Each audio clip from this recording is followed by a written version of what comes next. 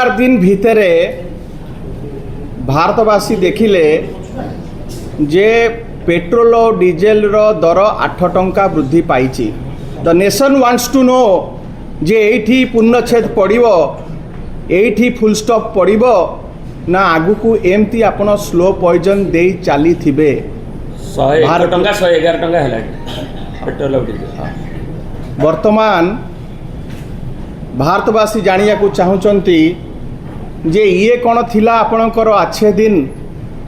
भारतवासी कहउचंती ये आछे दिन हमको दरकार नहीं, आमर से बुरे दिन भल थिला।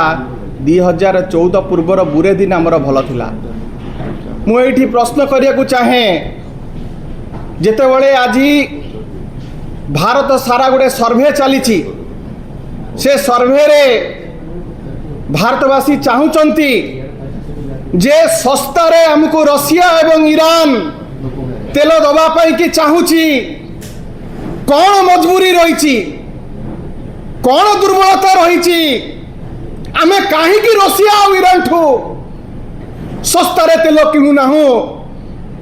इंग्रेज को समय रे जो निष्पत्ति इंग्लैंड पार्लियामेंट रे होतिला सी भारत रे कार्यकारी होतिला।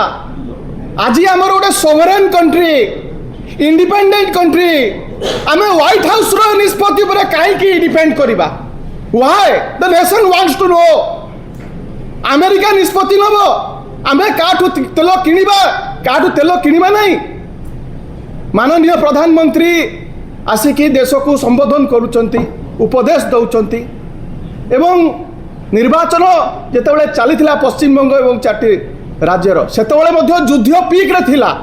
बारंबार से आश्वासना देइचंती, दोहराइचंती जे दरदाम ठीक रह नियंत्रण भितर रहिबो, दरदाम अभिवृद्धि हबो ना, दरदाम बढ़िबो नाही। किंतु जेंती निर्वाचन सरीगला ये भोटर को संगे गोटे धोखा, भोटर को संगे ये विश्वासघातकता जेमती आपणकर सरीगला आपण संगे संग बढ़ाई देले। तामने एठू स्पष्ट अनुमय जे सेतेबेले मध्य निर्वाचन पूर्व मध्य आंकर योजना थिला बढ़ाइबा पाई। लोक मानू माने मिछ कथा कहिथिले। आमर अनुरोध रहिबो भारतीय जनता पार्टी को राज्यसभा को जी निर्वाचित होइके जाइचंती मनमोहन सामल महोदय तांको पेट्रोलियम मिनिस्टर कर दियंतु। तांको पाखरे गोटे बढ़िया फॉर्मूला अछि। आम समय आमको उपदेश देइथिले नवीन बाबू समय जे पेट्रोल और डीजेल को भैट मुक्त करके जति आम जीएसटी रे अंतर्भुक्त करदबा रेट अधा हो। एटा उत्कृष्ट समय लगातु, जीएसटी लगातु, पेट्रोल और डीजेल रे अधा करंतु। युव जनता दल, छात्र जनता दल, युव गोष्ठी के नीरव दृष्टा होकर रही पारिबे नहीं।